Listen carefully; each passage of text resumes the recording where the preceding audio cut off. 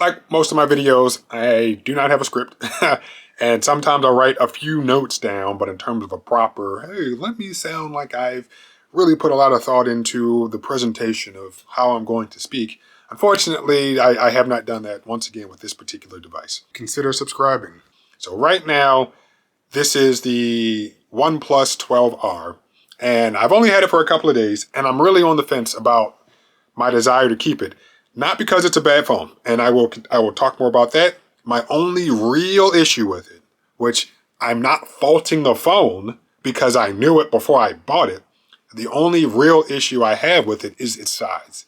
I'm just not a huge fan of large phones, but I knew that before I bought it. So I can't say, oh, well, it's OnePlus's fault that the phone is so big and that's the reason I don't like it. Like, no, I knew it was a big phone. So because it's so large in my hand, I'm like, is this something that I want to keep? Like it's a lot larger than what I'm used to, which is my little Zen phone here. Like this is truly a one-handed phone.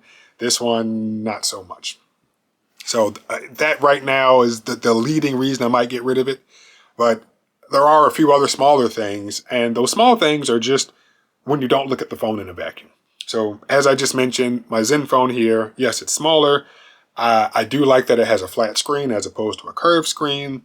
Something about these Zen phone speakers, when I'm thinking about this phone in comparison to the OnePlus, when I'm thinking about this phone in comparison to this S24, even my iPhone, something that they have done, and there's a company associated with them in terms of who's tuned the speakers, but these things are really good. And when I'm watching videos, I thoroughly enjoy listening to whoever's talking, or if there's music, or even, listening to music through Spotify or Qobuz. Something about this is uniquely different. So again, I'm not looking at that phone in a vacuum because I am used to something else. And if I do feel like that something else is better, it's kind of hard to sway to something, to a different device. So that's that. But in terms of everything else, the only other issue that I had at first was I felt that the screen looked a little washed out, but then I just went into the settings and changed the color profile, and now it looks stunning. So that was, that would have been user error had I actually deemed that as a reason to no longer keep the device. Some of the pros, and I'm just going to try to spitball a few things. First thing, the under-display fingerprint reader. Even though I'm not a huge fan of them, whether it's in this device or whether it's in my Galaxy S23, 4, or 2, it's not bad. Yes, I feel like the ultrasonic one in the S24 is a little bit faster, but this one isn't bad. We're talking fractions of a second longer that you have to keep your finger there in order to actually get it to unlock. The always-on display, I like. Ooh, it's dusty. I need to go dust that piece of furniture downstairs. But yeah, the always-on display is something that I haven't used too much in the past. But because the battery in this phone is so big, I am comfortable leaving it on all the time, which is what I do. So that's another perk. The battery life is great. Also talking about battery life, the ability to charge it using the SuperVOOC, or however you pronounce it, that charger will charge this phone blazingly fast. I think going from 0 to 100 in like 30 minutes or something, so something that other phones just flat out can't do. And I'm so confident in this phone's battery life, and I said it in my S24 video, that right now, as you can see, there's a USB-C cable connected to it. I'm actually supplying power to the camera right now because the battery life on this camera sucks. So I'm supplying power to it right now. And yeah, I can see the battery draining, but I'm confident that this will be able to supply it for the time being that I need it. And then once this actually depletes, then I will charge this in a super fast manner.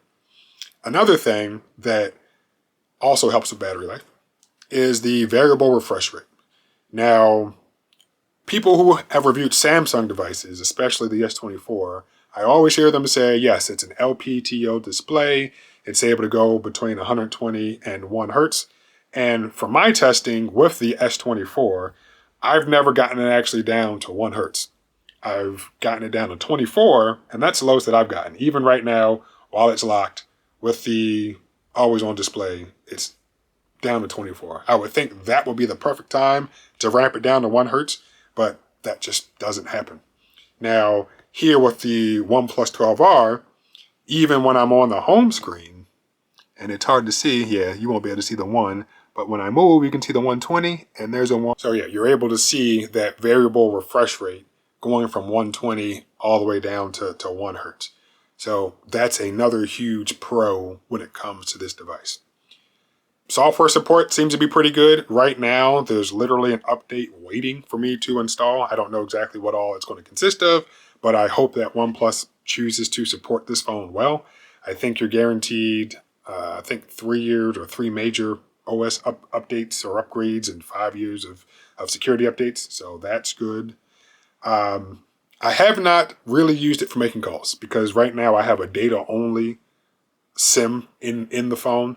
But when I'm out and about browsing the web, I haven't had any issues searching for stuff, using Chrome and things like that. And overall, I think it's a good user experience. And the term flagship killer always, floats around and stuff like that. And I think we've gotten to the point now where I kind of hope that term just dies. Because when it comes to the reason you would want to kill a flagship, it's because of the price. And you can find phones at affordable rates, even the flagships now. So having to kill them, I just don't think is required. If you want to go out and just buy the brand new phone and spend, X number of dollars or hundreds of dollars or even thousands of dollars, hey, that's on you.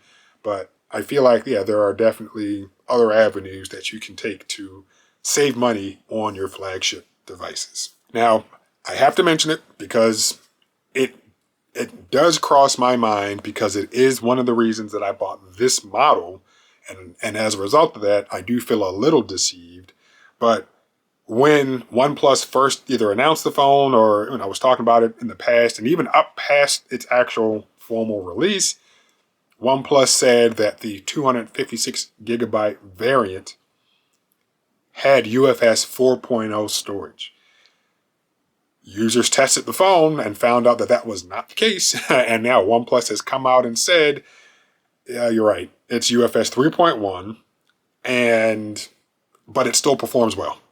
Okay. Now, to rectify the situation, OnePlus has said, well, if you want to return the phone for a full refund, you are able to do that.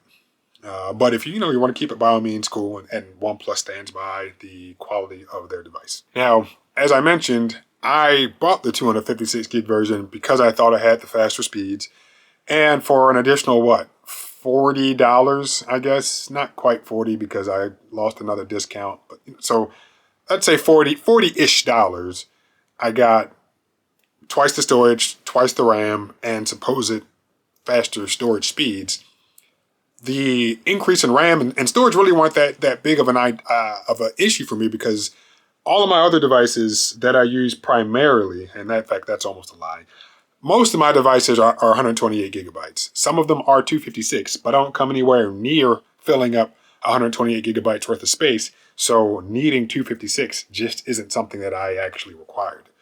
Now, to briefly talk about this S24, one of the reasons that I did get the 256 version is because on Samsung's website and GSM Arena, it does talk about the fact that this version does have UFS 4.0 speeds, and I feel like you can see it when you're going or running some of the benchmarks. So cool. But for either device, for everyday user experiences, I don't really think that it makes that much of a difference. So am I going to keep the phone? I'm still on the fence. As I said at the beginning of the video, the main reason that I am considering not keeping the phone is because of its size.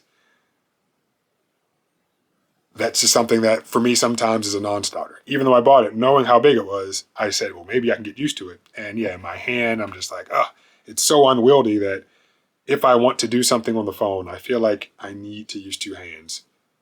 I can, make a phone call, maybe send a text kind of one-handed, but to feel secure with this device in my hand, I need to use two hands. And I just don't know if all of the other benefits, so the super fast speeds, the truly variable refresh rate, the nice screen, the amazing battery life, Did I already say that? I think I already said that.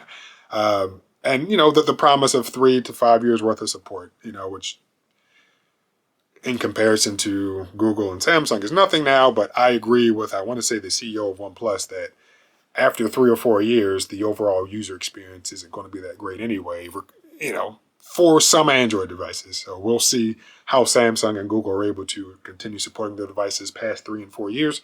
But 3 to 5 years for operating system and security updates, I think is okay. So with all that being said, do I recommend it? I do. Yeah, I do. I'm hesitant only because of my issues. But for somebody who says, hey, I just want to try something different that isn't Samsung or Google or Apple, would you recommend this? And I say yes. Now, again, the other reason that I probably hesitated is because I never try to look at phones in vacuums, because it's like, well, I've been using the Zenfone 9 for almost a year and a half now, and it's hard for me to stop using this phone. I mean, like that's really what it boils down to. It is just hard for me to stop using the phone because I feel like it is that good. So, but that phone is too small for some people. And, Asus is talking about the Zenfone 9, or sorry, the Zenfone 11 Ultra that is going to be huge just like this phone. So we'll see what happens. But again, that's enough. It's a good phone. It sucks that OnePlus lied about the storage speeds. But overall, I think it's an okay device. The last thing, as I'm looking at the USB-C port, again, it's kind of nitpicky, but at the same time, I feel like they could have added it. There's no reason for this USB-C port to be USB 2. I mean, I still don't get why carriers or companies are continuing to use that spec. For your truly budget devices, cool, but for anything else, I'm just like, why? Like I know this is an R device as opposed to just a regular 12, and the 12 has USB 3 on it. But come on, they could have put USB 3 on this. Again. And same complaints with all my other devices that have USB 2 on it. So it's not just OnePlus, but Asus and Apple. And I'm sure there's some other companies that I can't think of right now that continue to keep that spec alive on these cell phones. And I'm just completely against it. So this is, I think, the 4th time I've attempted to wrap up.